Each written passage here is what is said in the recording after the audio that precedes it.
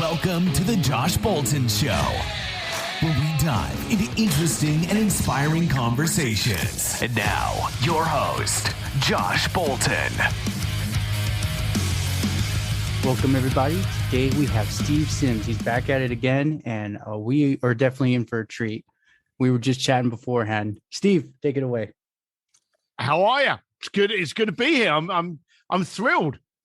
It's an absolute honor and a pleasure. It really is. So, how is your day going, by the way? We were talking about the past. We weren't talking about today. Today's good. You know, my life today is very busy. I'm enjoying it. You know, there's been a lot of things that I've been getting involved in recently. Me and my son, actually, you know, a new challenge. Me and my son actually joined forces. I've had a branding company for many years. He's had a, I don't know what the correct terminology is, but a digital marketing firm, you know, focusing on algorithms and amplification and those kind of things. Early part of last year, we actually joined forces and set up our own company, Sims.media. And it's always scary when you join forces with anybody as an equal. It's even scarier when a father joins forces as an equal with his son. So that had some trepidation and some cause for concern, but we realized we're really good when we're in our own lane. You know, we butt heads when we try to kind of like cross over into the other side, but that's been really fun. And that's been building up quite rapidly. You know, we start off with a couple of clients. I think we've got 30 something clients now, and it's a proper business. It takes your day, but it's a great thing to just be able to kind of like just go down to the coffee shop with your son and talk over projects and future and business and expansion. So it's an exciting period for us. That's good. That's very good. Yeah, I've seen your Sims Media. I didn't realize it was you and your son. That's awesome. Yeah, it's exciting and terrifying at the same time. But, you know, I've always had Steve D. Sims, you know, my personal website and my personal brand. But let's be serious. You know, the day I fall off my motorbike and die, and I'm not trying to be dreary, but the day that I do that whole Steve D. Sims brand is dead with me. Yeah. So it hasn't got any longevity. And I've been fine about that because my voice is my voice. It's very hard for anyone else to be as, you know, unarticulate and as blunt as me. So, you know, once I'm gone. That's fine. But Sims Media is a legacy. You know, my whole family in some way, shape or form are in it. You know, we have team and it can be something that can go on after I've hit the dirt. So it's a beautiful thing to see being built. And especially the way it's named. So if at one point your son's like, I've done my work and I've honored my father, but it's like the name itself is key because you can still sell to someone. Sims could mean pretty much anything. Yeah. To you though, it's like everything. Yeah, exactly. It's there's a lot of people that specialize, and I remember having a conversation with Jay Abraham and Tony Robbins on this, and they both said that one of the biggest mistakes they made at the beginning was wrapping their entire business around their name. And a lot of people make that mistake. There's ways around it, but you know, that's one of the issues when you are an owner brand. You brand yourself so well, you can't be sold, because no one can replicate you. So you want to first ask yourself, am I in this business for me? And once I'm gone, that's good. Or am I in this business to sell it? And if you're in the business to sell it, start looking at it as a business and not as a personal identity. It's a tough thing to actually realize what side of the fence you are actually on. That's very true. That's one, as I've talked to the many people on the show, that's the biggest one. Is a lot of people are like, oh, we're just going to do it just to make money. And then maybe we'll sell it later, hopefully, fingers crossed. And it's like, no, you can't do that. Doesn't work that way. That doesn't work. That's why there's Cardone University. That's where there's Business Mastery. That's why there's the Abraham University. People are using their name in it, but to make something bigger. And you can absolutely do that. Look at JP Morgan. You know, he's not around anymore, but, you know, he's a banking empire, or they are a banking empire. Yeah. So it doesn't matter about using your last name, but you've just got to treat your business as a business and not a personal identity, unless your business is a personal identity.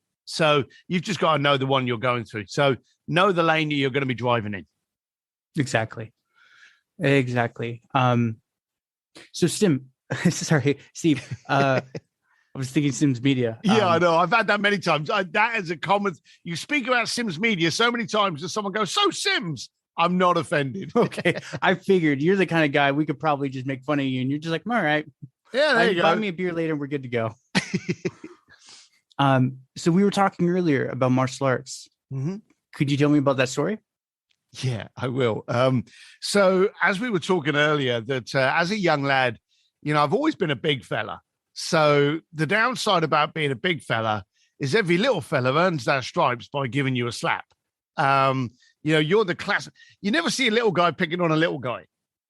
So the little guys would always pick on me because it would make them look more manly. But if I beat them up, I looked like a bully. And I wasn't a very good fighter. I was quite a clumsy. If one of my haymakers hit you, then great. I had the body weight behind it. But any kind of skill or articulate, there was nothing. It was like a wailing windmill coming at you.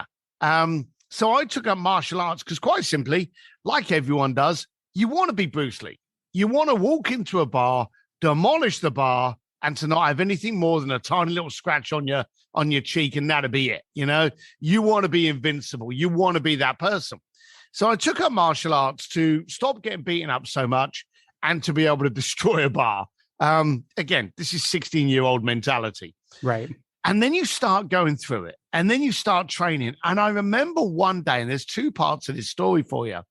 I got up to a brown belt, and I was training 3 days a week, and I was doing a lot of free sparring over the weekend. And so all of a sudden I knew how to make a punch, how to hold my fist, how to clench it appropriately, how to defend, block, stance. You learn all of that stuff. And I remember one day getting into a pub, and you could just feel that there was some anger in this pub. Mm-hmm. And there were a few boys in there looking for it, scouting for a bit. And bear in mind, I'm living in East London. I ain't living in the Ritz. So, this was a Friday night. And you could tell that there was a little bit of atmosphere that, if you said the wrong thing, it was going to kick off. And I remember seeing a guy that I had known that had always used to pick on me. Never fought, but pick on me to the point that, I would have to back out of that pub or I was going to get a punch, and he won through that standoff. And I was at the bar one day, and he started walking towards me, and I thought, oh, shit, here we go. And I remember getting off my stool and kind of like just leaning against the bar, ready for him to come towards me so that I could then retaliate. And he looked at me and walked past. And I suddenly realized that it's not a case of, hey, I want to fight. It's being prepared. And you were saying earlier that a lot of entrepreneurs have dabbled in martial arts. A ton of them have, because it's not a case of, hey, I want to fight. It's that I'm prepared to. And it's the same thing today. If we are prepared, 9 times out of 10, it doesn't come because of that preparation. And I remember the ability, the knowledge in me must have created some kind of aura or something like that says, hey, I don't want to fight, but hey, you step into my sandpit and I'm going to play with you. That kind of knowledge gave me an air of confidence. I never used to fight anymore. Now, when I didn't know how to fight, I was always in scraps, always coming home with a busted something, torn this, ripped this. I was always in the school scraps. But now that I knew how to fight, I never fought. And that was a weird thing. I wanted to find, therefore, did it work? And here's the next step. And here's the other part of the story that I thought you'd like. Okay. I now wasn't being challenged. And there's always a danger when you're fighting someone. I race motorcycles now, and I can ride on the back of someone's tire at 160 mile an hour if I have confidence in their skill. The bad times, the dangerous times in racing and in fighting is when the other person's got all this energy, all this passion, all this eagerness, and no skill. You don't know where the fists are coming from. It's very dangerous. It is very dangerous. But when you're fighting someone professional, you know that the jabs are going to come straight. You know that the hooks, the blocks, the uppercuts, because you know that they know the shortest way from their body to you. When someone doesn't know how to fight, it's coming all over the place. And I wasn't getting that testing anymore. So I remember I started going into competitions. This wasn't a good way to do it because I'm now in a competition with someone else that knows my style, has been taught the same moves as me for the last, 3 years. So it's like, same style on same style. So this was before any kind of, UFC or any of those kind of MMA things. I started doing Kumite and started doing Muay Thai, and Kumite was very similar to, backyard MMA. It was a combination of anything. So I started going to those kind of things, and I had landed a black belt. I was a black belt in Wushu Quan Chinese kickboxing, and I'd started doing Muay Thai at the moment, which brought in a bit more knees, but was pretty much the same thing. Did a bit more boxing, and I went along to this freestyle karate, which was a combination of all different kinds of martial arts. And this guy had a reputation as being pretty handy, pretty tough. So I turned up at the event, and there's me and my boy, and it doesn't matter how old you are, the playground's still the playground. You walk into a new gym, and you get those guys staring at you, going, "Oh yeah, who's this?" You walk into a new boxing club, you get the same kind of thing. You walk into a new office, and you get the same kind of thing. There's always that new kid on the schoolyard kind of air. Well, I'm tougher than you. I'm cooler than you. The cliques are still the cliques. No matter how old you get, they still exist. I walked into this new gym with my buddy. And of course, there's a few people in there kind of like giving the old chin up. Who's these guys? They think that's something. When are we gonna spar and find out? And I remember Ron coming up to me. Ron Peplow was my instructor. And he walks up to me, just cool and calm. Everyone knew he was tough as nails. And of course, when you're that hard, you don't have anything to prove, know? And he kind of wanders over to me. He's like, "Hello, lads. I think I've seen you on the circuit." And so, "What are you here for?" And I said to him, I want to learn I want to get another black belt. And I thought I'd kind of like check you guys out to see if this is the home that I should get my next black belt, because I already have a black belt.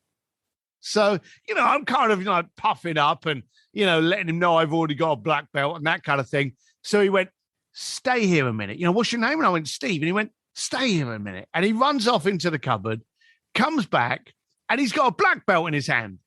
And he went, "There you go, mate." And he gives it to me. And he went, "There you go. You got your second black belt. Now do you want to learn how to fight?" And that was good. That's good. That was damn good, And I thought, we sometimes, and I think this is why entrepreneurs love martial arts.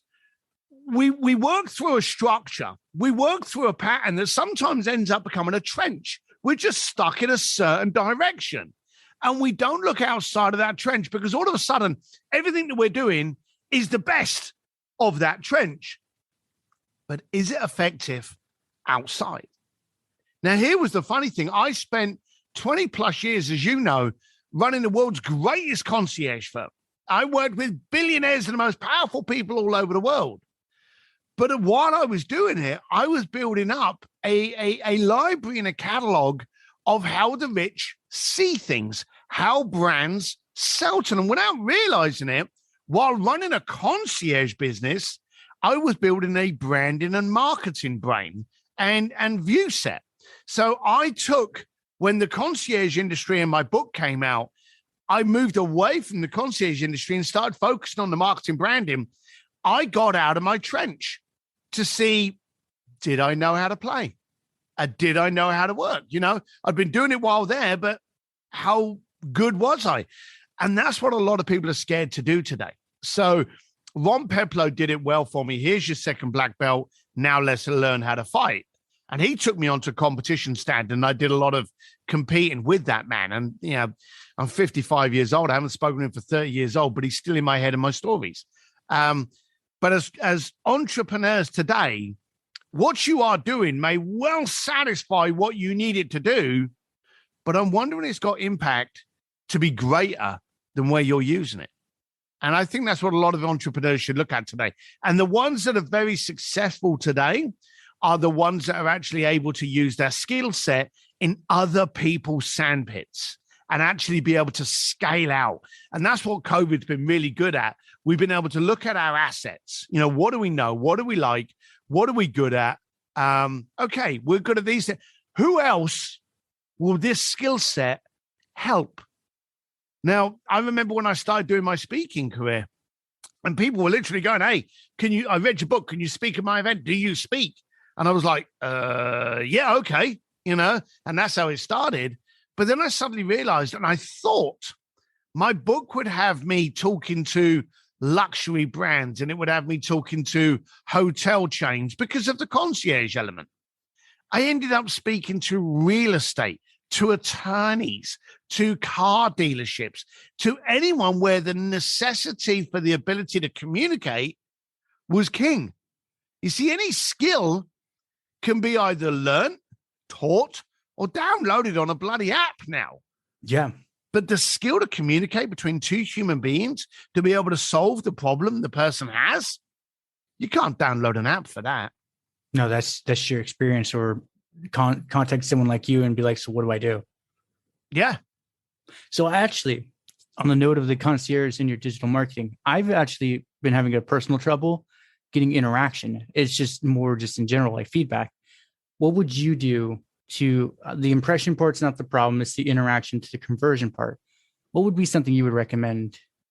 Where? What platform are we talking about? Are you talking about on your social postings? Are you talking about in your emails? Are you talking about in your website? Give me the platform that you're talking about. Let's just go with the website. The website. Okay, so most websites, and you can look at my website as an example. And I'll tell you everything. Okay. My website is stevedsims.com. So for anyone listening, that's the website. Most websites are trophy chests. That's static. This is my pretty picture. This is what I do. Look at the awards. It's literally nothing more than a beautiful flyer. Okay. Right. Because people go to your website to go, okay, what is it you do? All right, I understand that now. And then they go to your social to understand, who are you? Okay. Because people update websites once every 2 years. Okay. You update your social 3 times a day. So social gives you more clarity on who that person is. What are they drinking for coffee? What car do they drive? Motorbike do they drive? You know, how do they act? How do they do videos? That's all on social. Okay. So your website's your trophy chest and your social is your validation. Okay. Now, the downside is that the trophy chest is static. There it is. Look at that. Don't touch it. Move on. And so people don't spend a lot of time on websites, but now it's coming back and there's ways to make it more interactive. You see, on my website, 2 things I'll tell you that I have, and I'll give you the links so you can use them. I don't own them. Okay. If you go on my website and you scroll down, you'll see that there's a link there that says social. And in that social, everything I post on Instagram gets pulled into my website. So you get to see a little glimpse while staying on my website of my social feed. So I don't ask you to go anywhere else. I'm going to show it to you. Okay. Now that's a program called Juicer, JUICER.io. Okay. Again, don't own it. Don't have an affiliate link. Don't care. Just like it. But Juicer.io drags the feed off of my Instagram and puts it on my website, which now means that my website, because of this feed, is getting updated 2 or 3 times a week. Okay. So if you don't go to my social feed, you still get to see the kind of person I am. That's one thing. The second thing, there's actually 3. The second thing is when you go to my website, you'll notice there's a couple of little pop-ups that pop up. And one of them says, text the word SIMS, SIMS, to 33777. Now, I have a subscription with a company called Textaful. And Textaful is my chosen group that I prefer, that I can do text campaigns through. But rather than asking for your email, I ask you to text me so that when you text me, I get your cell phone, your name, and I ask for your email. So I get all three things, and then I can thank you and send you over to an Entrepreneur's Advantage Facebook page. Mm-hmm. So I get more interaction from that one thing.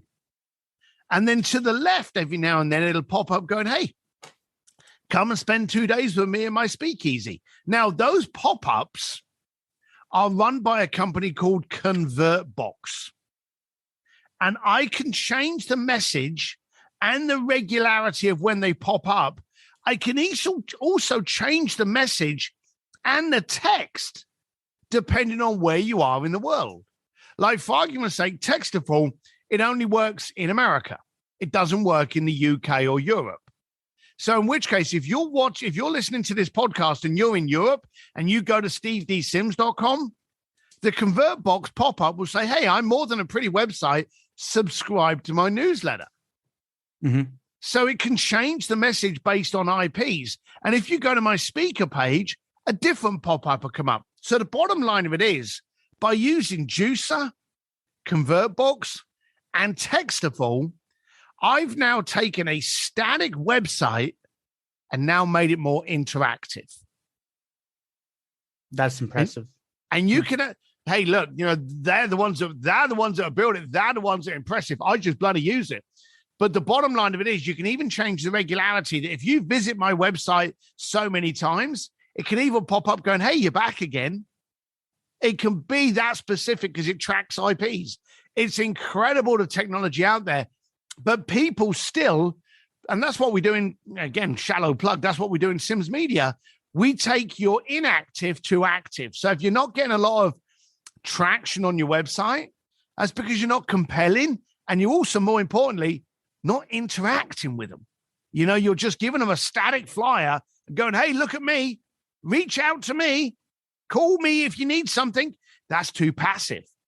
Get a hold of something like ConvertBox and go, hey, come and spend 2 days with me. Hey, subscribe it, do this. So you got to make your website more interactive if you want to start those conversations. No, that's brilliant. No, I knew you were the guy I needed to ask for that. Well, there's your answers. I'm gonna say that you, like you said, the concierge, you got the interactions, the impression, interaction, and conversions. That's where I'm like, he's the one that knows this. For me, like my show, my website, it actually updates whenever I update a show. I got early in on a podcast website hosting thing. And I can custom add plugs. So I might add those because it's like I do at least 2 episodes a week. So the site updates at least twice a week. That's good. Right. And I've noticed when it does update, like it adds an episode, the views just go up. But it's like, okay, yeah, I get all these people to look at it, but how do I get them to interact? And I'm like, Steve. Yeah. You could put that Textful campaign up there through ConvertBox and you could go, hey, you want to ask me a question? Text, and then just get them onto the text campaign and get them to text you a question. Perfect. Because that's what I'm trying to do with social media. But it's still like, hey, if on Twitter, as long as it's whatever Twitter's parameters for tweeting is, and I can answer in the same thing, it's public texting, but I'll talk with you as long as you keep hitting me up. I'll talk with you. Well, the downside about Twitter, and this is a very important thing that you've just hit on. Okay. Twitter's fantastic. Facebook is fantastic. Any platform that you're having a conversation on is brilliant, okay? But here's the downside. You're renting that conversation and that interaction. And when I say you're renting it, if Facebook suddenly kicks you off of Facebook, you've lost all your data. You can't contact anyone anymore because you've just lost it all. If Twitter suddenly shuts your account down because it was a mistake, and yes, this happens because it was a mistake, you've got no way of contacting everyone. But if you ask for people's name, email address, cell phone, and even address, you own that data. If all of my Facebook tomorrow, and I'm not trying to challenge it, but if my Facebook community dies tomorrow and I get wiped off of Facebook or Twitter or LinkedIn or all of them, I can still text you and go, hey, Had a problem with my Twitter and social accounts today. If you need me, ask me a question. And I've now got my own ownership of that data.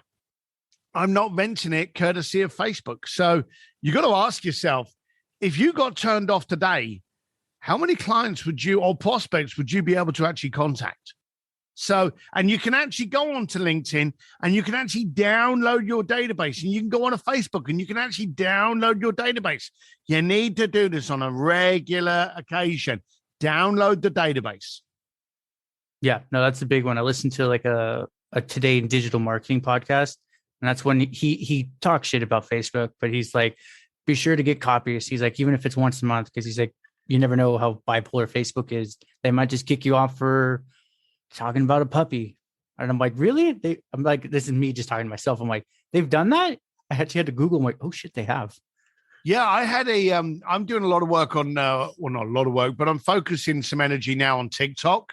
And I did a video on TikTok that they allowed on TikTok, but they wouldn't allow me to promote it for banned content. What was it? Just curious. The video is about the power of video. And I'm not kidding you. It's a 60-second video that says, hey, if you're going to communicate with someone today, why don't you, instead of texting them, shoot a little video and send them that video? The power of video is to, and I just talk about the power of video over text. And for somewhere in whatever I said came up as banned content, and they wouldn't allow me. They allowed me to post it, but they wouldn't allow me to actually promote that. It's ridiculous, but they wouldn't allow me to promote it. So what it is the algorithm is very unique in its process. If you're trying to promote how to game the system on TikTok, they'll let you post it, but they're not going to let it go farther than your fan base. So they probably perceived it as you were trying to game the system. Yeah, exactly. But the trouble is, you're never told. They never reveal. And I've been up to Instagram. I've been up to the Facebook campus. I've been up to Cupertino, to the Apple campus. And I know some pretty cool people, but getting to understand the algorithm and the rules and regulations, they never give. That's like Mama's secret recipe in Sicily. She's never given that away. So you're never told what the complete rule book is. You've just got to kind of like try and kind of like jitter away inside it until you nudge on it and you get declined. And then you go, oh, I did something wrong there. I'm not quite sure what I did wrong, but at least I know I'm near the fire now. So I'll back. It's a crazy system to play. And then the problem is, especially with TikTok, every 5-ish minutes, the algorithm's already drastically shifted too. So the field's always moving.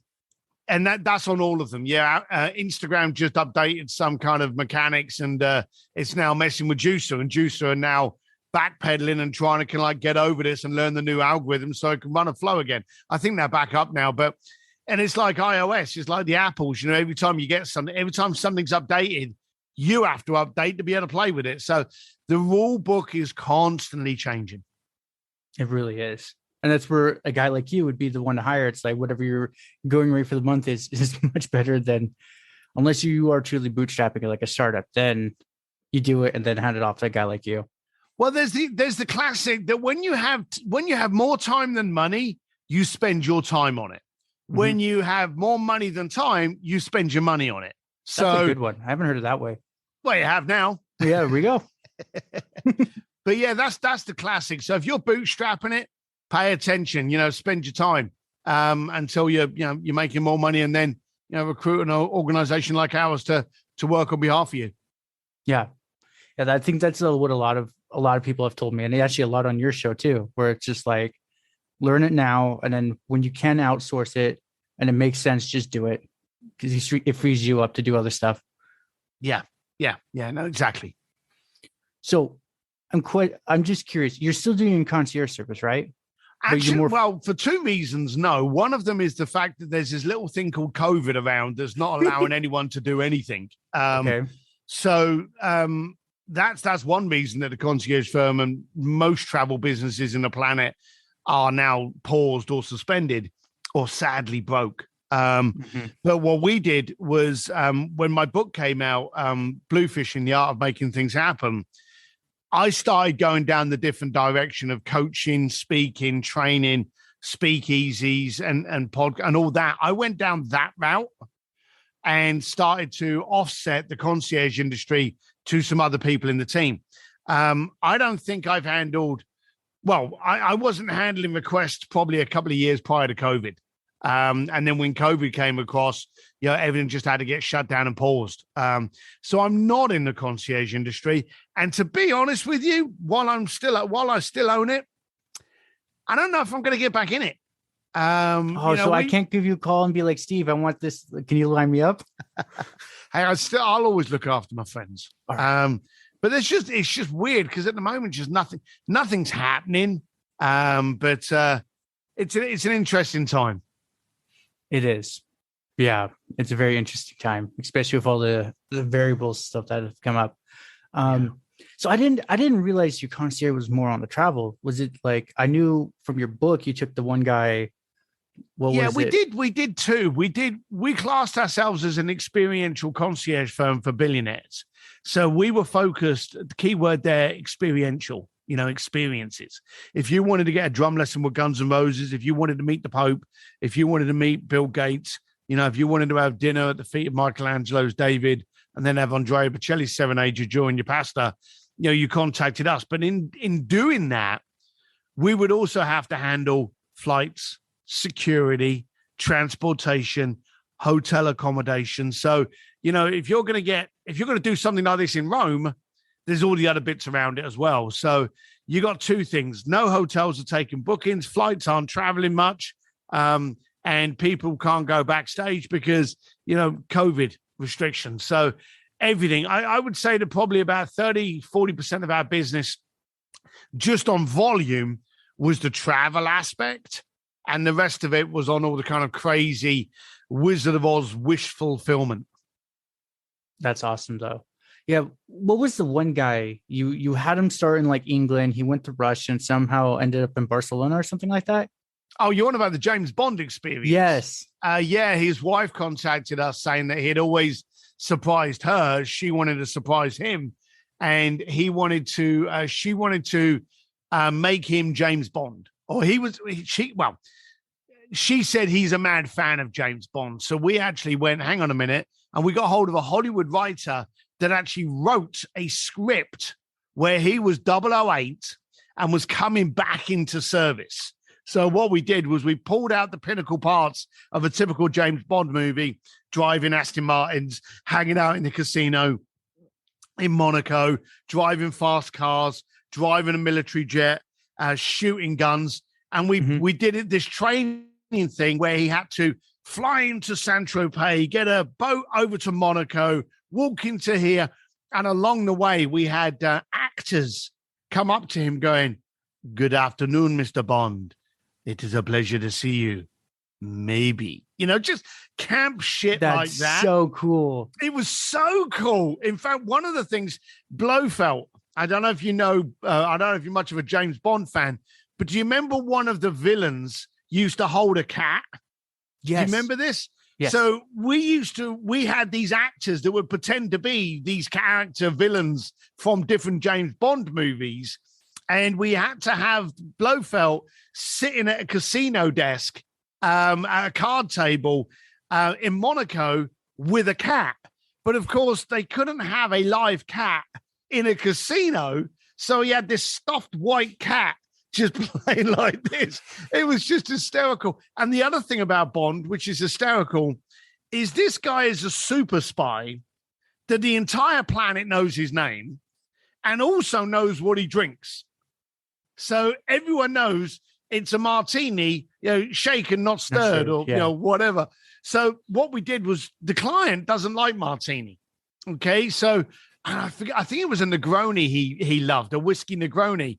So what we would do is we would make sure that every bartender knew that this guy loved. So they would go, Mr. Bond, here is your Negroni, And so wherever we went, we always had people that would be what we called ghosters. He wouldn't know who they were, but they would just inform the bartender, this guy's going to turn up. you're going to say, hello, Mr. Bond, give him a Negroni. Here's $100. So we had it all set up to do this guy. It was a great experience, but that's what we did. Well, that's the kind of things that we got up to as well. That's awesome. Yeah, it was just one of those. You didn't go into that much detail. You were just more explaining the situation in the book. That's awesome, though. Yeah, no, we took it deep. In fact, at one stage, he had to quickly get out of Monaco because his cover had been blown, and he had to fly into Russia. And so he had to pack quickly and then onto a private jet, and it was all done as like haste and stress and pull up a private egg. Quick, get on the plane. We have to get off quick. They're following us, just all this shit. It was great fun. Oh my God. And you tagged along for that, right? I was there for most of it. Yeah, I didn't end up in Russia because I had another engagement. But yeah, for most, and that's the beautiful thing. I got to go away to all of these things. I got to hang out with Guns N' Roses and Elton John and the Pope, and I've been able to hang out at all of these things. Let's be serious. If I own the company, why bloody hell wouldn't I? Right? It's like, I'm facilitating this. I'm going to. Yeah, damn right. Yeah. So every now and then there'd be things that I'd be like, yeah, I don't really care about that. And I wouldn't go. But, when it got to the really kind of cool, interesting, let's shut down a museum, or let's blow up a house, or let's do a car race through the streets of somewhere, then I'll be like, yeah, let's do that. So I want to be in this too. Yeah, I'm going to play. Can I press the button for the explosive? No, Steve. Damn. Oh, that's awesome. So for the shutting the museum down was for the David one, right? Yeah, the client wanted to have a very exclusive meal. Dining experience was his parameter in Florence. And we thought to give him the ultimate dining experience, we actually shut down the Accademia di Galleria, which is the famous museum that houses Michelangelo's David. And at 9 o'clock at night, we set up a table of 6 at the feet of this statue. We had a string quartet and a piano. And while he's eating his pasta, looking up to the most iconic statue in the world, we told him we had a local singer that would like to come in and serenade him. Is that okay? I'd have been screwed if it had said no. But he went, yeah, sure. And I walked in with Andrea Bocelli. So that was pretty cool. That I want to see that part. It was just like, how did you? Because I think you mentioned on the last time we chatted was you gave a very generous donation to his foundation. That's how you got him to come. Yeah, we did. There's 2 ways of doing it. Well, there's a few ways of doing it, but for one, you've got to grab their attention. You've got to have them want to do this. So the idea of him being able to do, and he lives in Tuscany, so he was only up the road, but for him to be able to do this in Tuscany at the feet of Michelangelo is a great story. Okay. So the first thing we do is you have to get the talent to want to be part of that story. Then you have to get them to understand why they should be there. In this situation, hey, look at this. Can you imagine a better experience? The client wants the ultimate dining experience. You're going to be part of that story for the rest of their life. Wouldn't that be? So you hook them in that, and then you go, hey, and let's benefit other people. I know you've got a charity. Let's make a donation to that charity. So what you're doing is not only a phenomenal story, but benefits other people. So you're looking at it for multiple wins. And as long as you can get into a conversation like that, you got them. Yeah, I want to say, especially how you were just explaining it.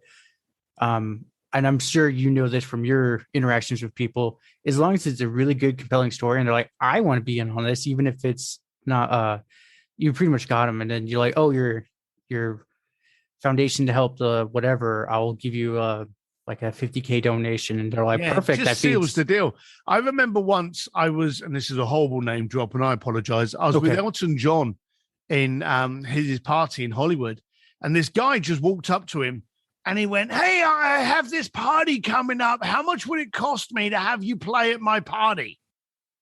And Elton just turned around and went, I'm busy then, and walked away. Now, the guy had never said the date, but Elton had said he was busy because the guy had come up to him to ask him for his price tag. No one wants to be bought. If I said to you, hey, how much is it going to cost me to have you do this?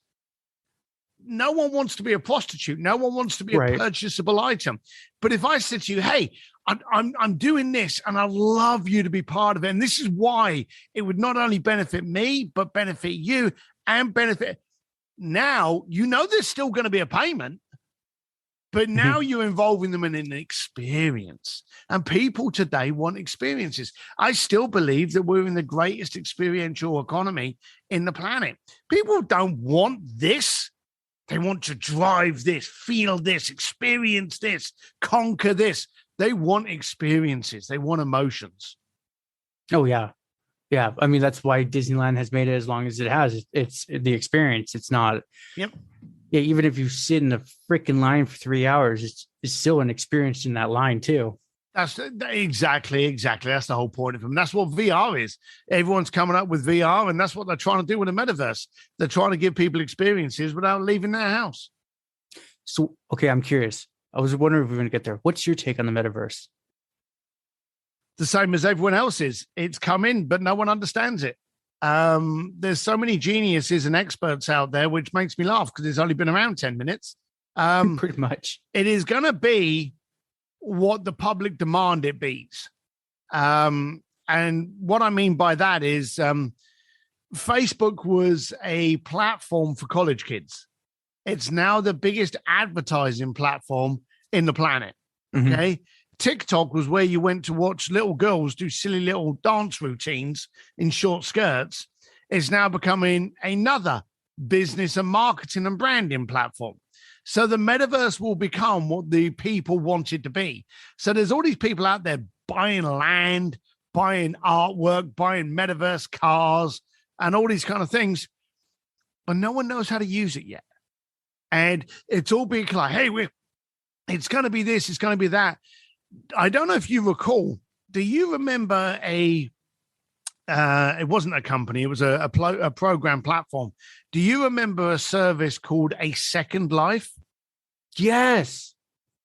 Holy shit. I haven't played that in forever. I did when I was younger. But there you go. A Second Life, Minecraft, all of these things are what they're trying to build the metaverse to be, you know, where you can have another life somewhere else. Is that going to take off? Who knows? There's a lot of people that don't like that world. They would like to get out of it. You marry that with the ability of, say, like VR glasses, where you're suddenly in a different world and doing different things. In fact, I spoke to someone the other day who is a lot smarter than me, you know, like most people. And I said to him, fuck's all this about metaverse? And he went, watch Player One. And I said, what? He said, watch Player One. That'll give you an idea.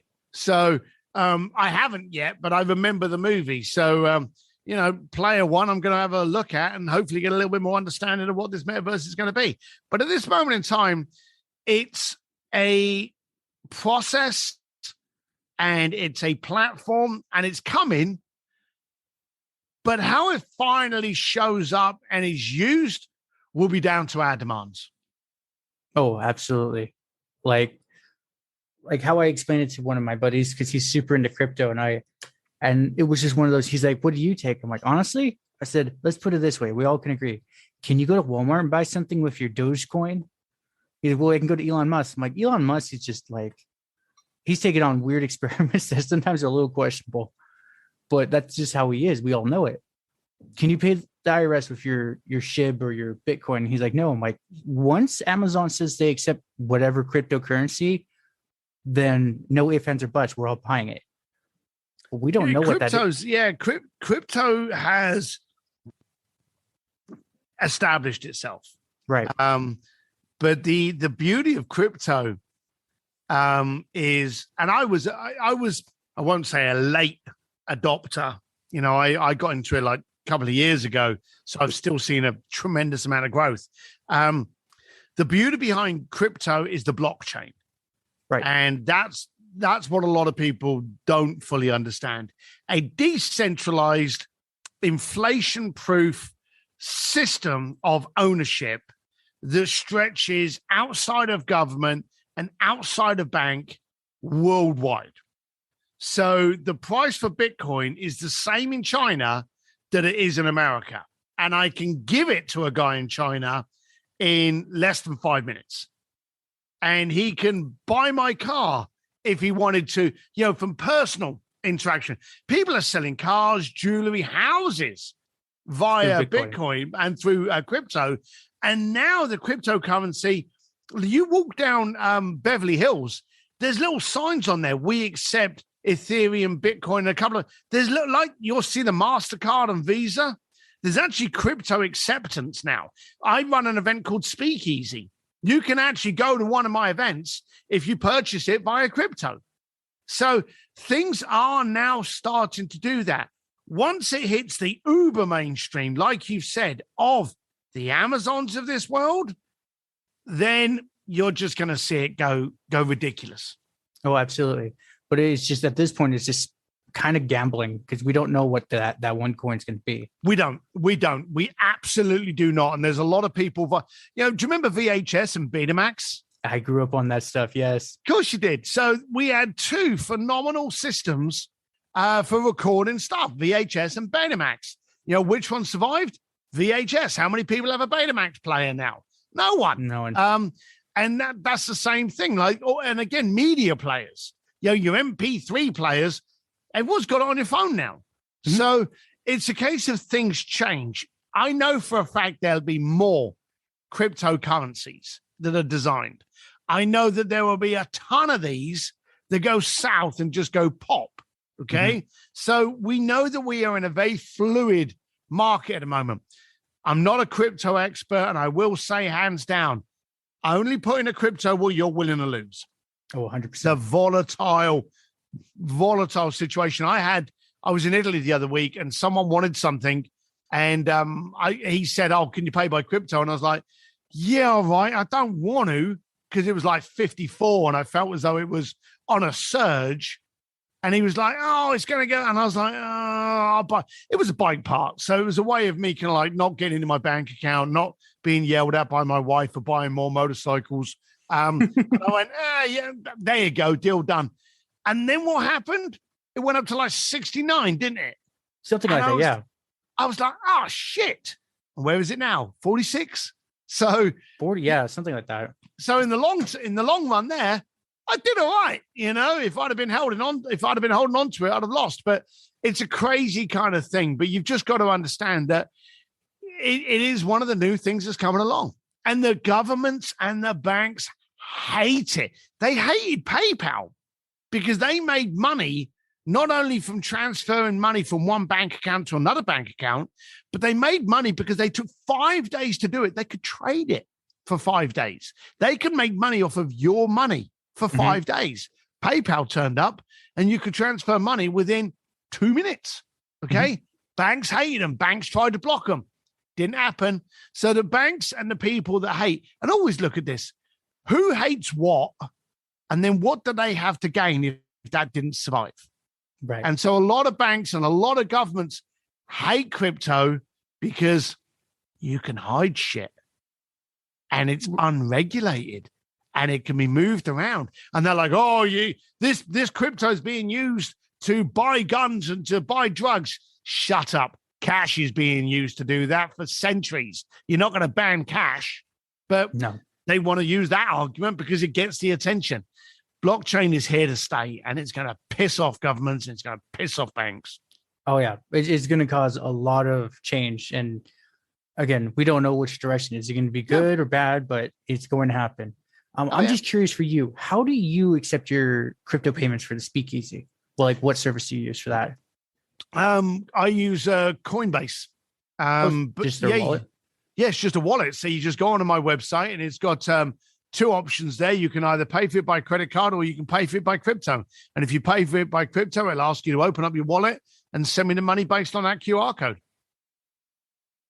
Okay. It's becoming, it wasn't as easy as that before. But it's becoming really, really, really easy now. Yeah, because there's a plugin on WordPress I know of where you can accept like the top 200 coins, and they'll send it to your company wallet. And I think it just cost me I think $20 for the whole year for that service. And I'm like, with Coinbase is like, shit, might as well do that one now too. It's free. That's the one that I used. And it goes into your company account. Then you move it over to your private account. Second it lands. There you go. Awesome. Well, okay, now I have like a ton of homework to do. um, so Steve, what is your plans for 2022? To disrupt the shit out of it. Hell yeah. Yeah, I just like trying new stuff. I don't want anyone out there thinking I'm smart. I just try stuff. And when it fails, I become educated. So I am constantly trying new marketing, new conversations, new reach outs, new ways of scaling. And I fail a lot. I fail an absolute mint ton. And that creates the ability for me to be hugely educated. So if I try 10 things, 8 of them lose, then I've just gained by 2 times. So I'm very happy. So I'm just going to be trying a lot. My media company has been doing, our media company. I don't want to upset Henry. Our media company has been doing really, really well. So we're already heavy on scaling that because it is going great guns. We're scaling that. We're pushing that out there. We're getting people to notice where they're going wrong so that we can rectify it. So we're just really enjoying stuff. I'm hoping to get more speaking engagements because the last couple of years has been quite dry because of COVID. My next speakeasy's in New York. So I'm looking, got the burps. I'm looking forward to that in March. But life's looking pretty good to disrupt. It does. I'm just curious. You have, say, other than podcasts, you haven't done like actual hired engagements on Zoom for speaking? I've done a couple. See, it's funny. Because of COVID, people suddenly think you're free. Okay. And I'm 15 to 25 grand to do a keynote speech. And so people will be like, oh, I'm doing a Zoom event where I'm getting the top speakers to speak in it. Will you speak at it? And I've always said to them, well, I will, but I have a Zoom rate. And my Zoom rate was 7.5 grand. And you'll get people, and I had one this morning ask, and they're like, oh, but it's for charity and no one's benefiting, but we would like you to email your list 3 times, and we would like you to do the affiliate link, and we would. And I'm like, hang on a minute. So you want me to market your name and event to my database for free, and at the same time, if I get people to buy tickets, I get 50%. It's a charity event, but I get 50% of the price of the ticket, So there's a lot of scams out there, a lot. And that is a bullshit scam 101. If you're a speaker out there and you want to rehearse and you want to see how good you are on camera, do it, okay? But if you've got any credibility and any kind of integrity, don't touch those things, because who are they helping? They're helping the person putting it on. And I remember someone came out, because I had a load of people coming at me going, oh, we're doing this event to raise awareness during COVID. And, we'll try. And I said to them, this is helping you, not me. Right. And they were all asking the same thing. Email your tribe 3 times, put these 2 posts. And it seemed like a formula. And I got hold of one of these guys one day and I phoned him up and I went, everyone's saying the exact same thing. And he went, there's this lady that started a course on how you can raise your profile by getting other people to speak on your virtual events. And this lady was selling a course on it and actually identifying the influencers that you should go to. So that's why I was getting so much of it. But no, it's a weird thing. I probably did, 6 or 7 Zooms over the last 2 years. Luckily, last year was quite good because there were pockets of America open. So I did Nashville, Austin, Florida, Arizona a couple of times, actually. So I got around a few bits, probably about 8 or 9 last year. This year's pretty good already. It gets pretty busy starting in January. In January, I'm in Dallas, Texas at American Summit. Then in February, I'm in Arizona twice, New York and Austin, Texas. And then in March, I'm in Tahoe, Arizona, and Florida at speaking gigs. So it's all, unless COVID comes along and tells me different. But Omicron, we never know. Yeah, that's what I was actually, and this was a bit shitty. I was due to be in England on the 17th of January to do a 1-day, what we call ahead of the curve, a 1-day training with me. And we had, I think it was like about 45 people that had signed up for that at like, I think it was like $1,000 per person or £1,000, something like that. And we had to cancel that this morning because of the Omicron variant and the potential of the UK shutting down. I think most of it's already been shutting down, especially a lot of it's been shutting down. A lot of it is shutting. We're obviously watching it, but a lot of it is shutting down. A lot of it is talk of shutting down. So I don't want to be traveling over there on the 17th and being told, well, you can't have this amount of people in this room. You can only pick 10. Because that's the other thing. People are going, we can only have a certain amount of people in a certain size room. That's an extremely unfair choice to make. Yeah. So, we're having to shut that thing down. All right. So, okay, I want to touch on something. So the site that you originally reached out to me, Matchmaker. Yeah. Have you been getting a lot of people who are like, oh, you can come on our show, but you have to pay us like $1,000? It's going to the point, it's like, it's everyone now. I'm like, no, I'm not paying you. I have had a few people actually come to me and go, yeah, we'd love to get you on there. These are the packages we sell. Like, well, fuck yourself. If you want me on your podcast, then I'm open to being on your podcast. No, but this guy was saying like, well, we've had bigger people than you pay. Well, congratulations, but it ain't going to be me, Sonny. No, the world of podcasting is, and we spoke about this at the beginning. I've actually got a bail soon, but we spoke about podcasts at the beginning of this show before we actually came online. And I told you I'd never looked at my reviews. I did a podcast because I just wanted an excuse to chat to my buddies, right. Or if something pisses me off, I just come into my studio and I start ranting for, 5 minutes to 30 minutes and then I post it.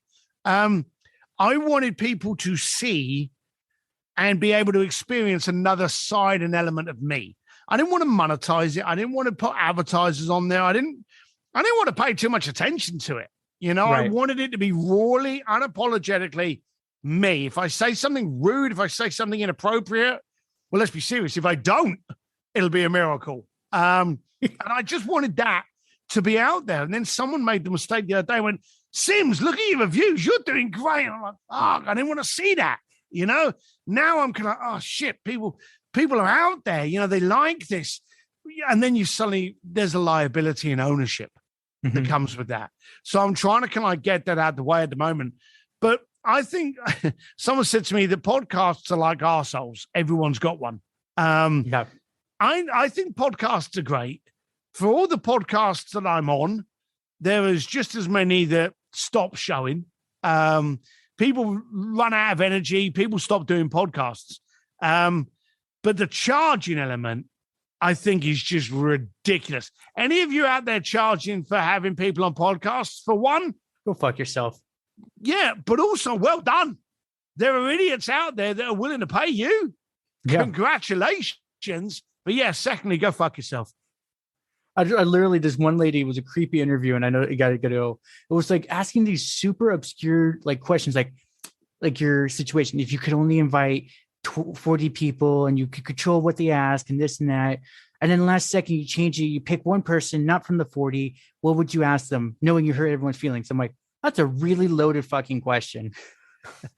I'm like, I would ask, because I was blown with her. I'm like, time doesn't exist apparently in this question. You didn't clarify that. So I'd ask Rockefeller how he figured out his business. Yes, he's an asshole, but he's a brilliant businessman.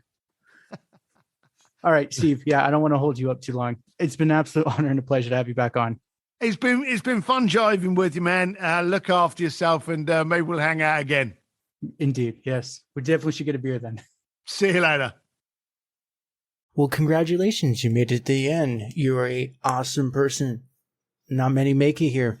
So, being the awesome person that you are, can you do me one more awesome favor? Can you rate and review this on whatever podcast services you're using? If you do it on Apple and you leave an actual written review, I have a thing on my website. I will take your written review and post it for all to see. Congratulations. You're permanently sealed on my site. Otherwise, I am trying to do YouTube more and live streaming. I will try to put as many of the YouTube links in the description of the show as I can. So give your boy some extra help over on YouTube. Watch my videos. I just mute it and change the channel, change the window or something. But yeah, that's it. Thank you for being awesome, and see you next time.